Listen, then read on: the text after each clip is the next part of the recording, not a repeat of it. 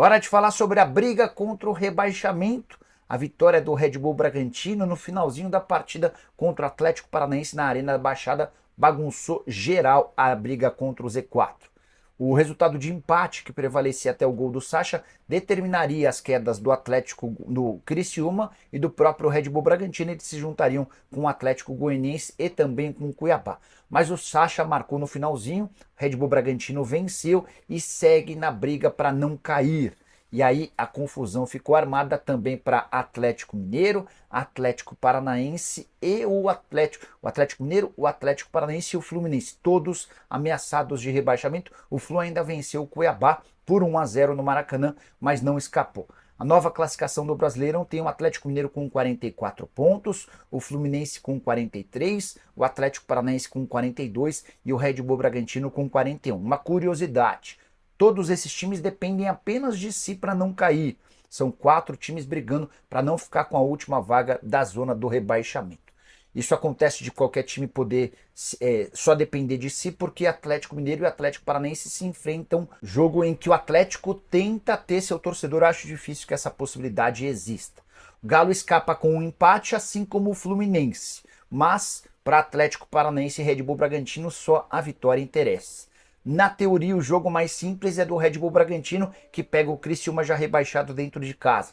O Fluminense visita o Palmeiras. Será que o Flu consegue pelo menos um empate? Esse confronto entre Atlético Mineiro e Atlético Paranaense promete extrema dificuldade.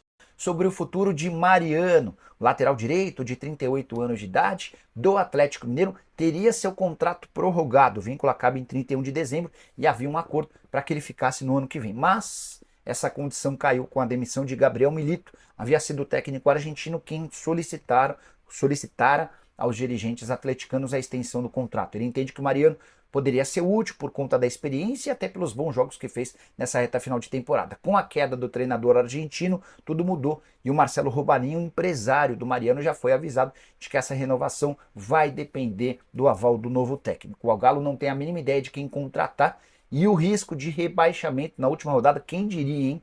De acordo com os matemáticos, 4% de chances de queda vai adiar certamente a escolha do novo treinador. O Atlético cai se perder para o Atlético Paranaense e se o Fluminense pelo menos empatar e se o Red Bull Bragantino vencer seu jogo contra o Criciúma. Bom, vamos lá. Primeiro sobre Luiz Castro. É um treinador que está na mira dos 2 clubes de Minas Gerais. Tanto o Cruzeiro quanto o Atlético querem Luiz Castro. Os dois tratam o treinador português como plano A para a próxima temporada. O Atlético já fez contato com o treinador, já tentou entender o que é necessário para tê-lo no próximo ano, e de acordo com o meu amigo Everton Guimarães, está palavrado com Luiz Castro. A informação que eu tenho é que o Cruzeiro também já fez contato com ele e que, quando o Cruzeiro fez contato, Luiz Castro não falou sobre estar apalavrado com o Atlético. Então, hoje, nesse momento, nós estamos assistindo a um clássico mineiro de verdade nos bastidores pela contratação do técnico português. Ele que está livre desde setembro deste ano, quando deixou o Al Nassr. No Brasil, Luiz Castro passou pelo Botafogo, foi muito bem à frente do Fogão e é um nome que os clubes brasileiros têm gostado bastante nos últimos anos, porque Luiz Castro se deu muito bem passando pelo Botafogo. Não à toa, outros 2 clubes do futebol brasileiro, o Santos e o Vasco, demonstraram interesse também na contratação de Luiz Castro. No entanto, o mais provável é que ele venha para Belo Horizonte na próxima temporada. O ponto é, qual dos 2 clubes vai fazer a melhor proposta? E Luiz Castro está pouco preocupado com dinheiro. A questão para o treinador português é um projeto convincente. E aí é saber se ele vai ter um projeto convincente na Toca da Raposa 2 ou na Cidade do Galo. O treinador, a princípio, gostaria de ter um projeto um pouco mais autoral. Então, eu imagino que o Cruzeiro é quem deva levar melhor, mas aí é mais feeling do que qualquer outra coisa. Só que o ponto importante nesse momento é que Cruzeiro e Atlético querem sim Luiz Castro.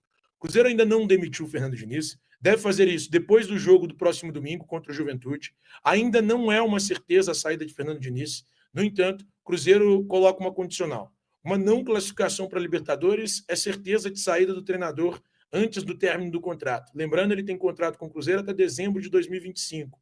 E a multa rescisória é de cerca de 3 milhões de reais. Então, a diretoria cruzeirense está um pouco insatisfeita com o que tem apresentado o Fernando Diniz. Em 14 jogos disputados, 2 vitórias, 6 empates e 6 derrotas. E com essa insatisfação diante do trabalho de Fernando Diniz, o Cruzeiro pode sim avançar por Luiz Castro. Para finalizar este vídeo, trarei informações sobre Arthur Jorge. É possível que o treinador português, campeão da Libertadores com o Botafogo e na iminência de vencer o Campeonato Brasileiro também com o Clube Carioca, seja o treinador do Atlético em 2025? Bom, vou trazer detalhes para vocês. A Itatiaia trouxe essa informação na manhã de ontem. E a informação que eu tenho é um pouco diferente do que tem a Itatiaia. Hoje, pelo que eu tenho, o Atlético não fez qualquer contato por Omar Alderete. Aliás, desculpa, por Arthur Jorge. Estou com o Omar Alderete escrito aqui na tela e é por isso que eu acabei me confundindo. O Atlético não fez qualquer contato por Arthur Jorge. Não vai tentar a contratação deste treinador. Sabe que será difícil tirá-lo do Botafogo nesse momento. E a multa rescisória do treinador é de 2 milhões de euros, cerca de 13 milhões de reais. O Galo não vai pagar este valor, o Galo não vai tentar tirar o treinador, que é o atual campeão da Libertadores do Botafogo, sabe que ele quer ficar no clube, sabe que ele quer disputar o Mundial de Clubes e também o Super Mundial de Clubes no próximo ano. E desta forma, como o Atlético também não terá Libertadores em 2025, o clube sabe que seria muito mais difícil tirar Arthur Jorge do Botafogo. Então, Arthur Jorge permanece em General Severiano para a próxima temporada, exceto que haja uma proposta europeia fora dos padrões brasileiros para ele deixar o clube. Hoje, ele permanece na equipe Botafogo. Ai, papai! Reta final do Brasileiro.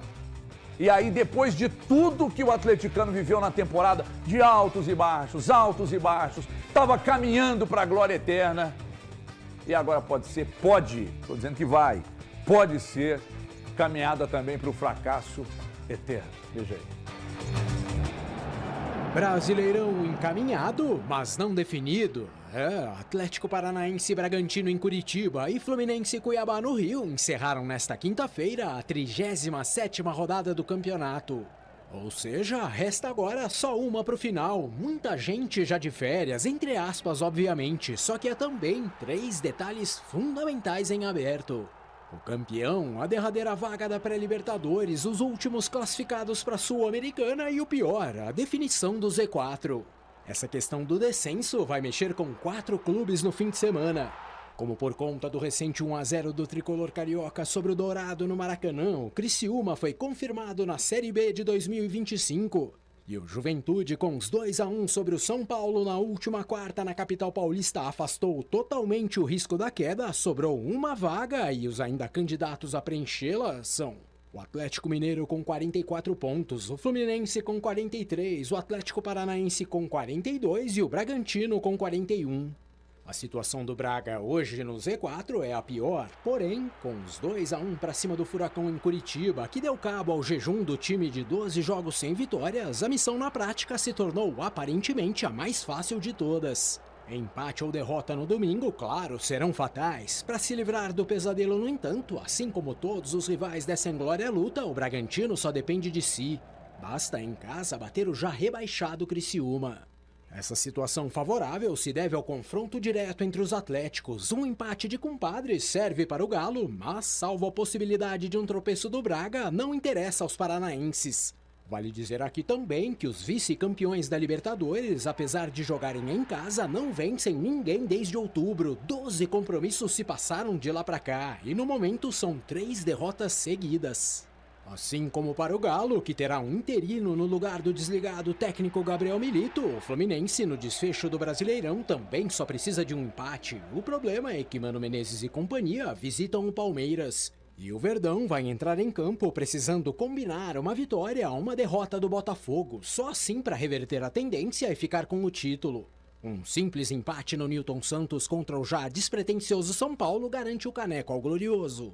A gente vai pra lá enfrentar o Palmeiras de grande pra grande e a gente só depende da gente, cara. A gente não depende de ninguém. Parece que a gente tá falando as coisas já meio que numa situação, já tá rebaixado, vai perder pro Palmeiras.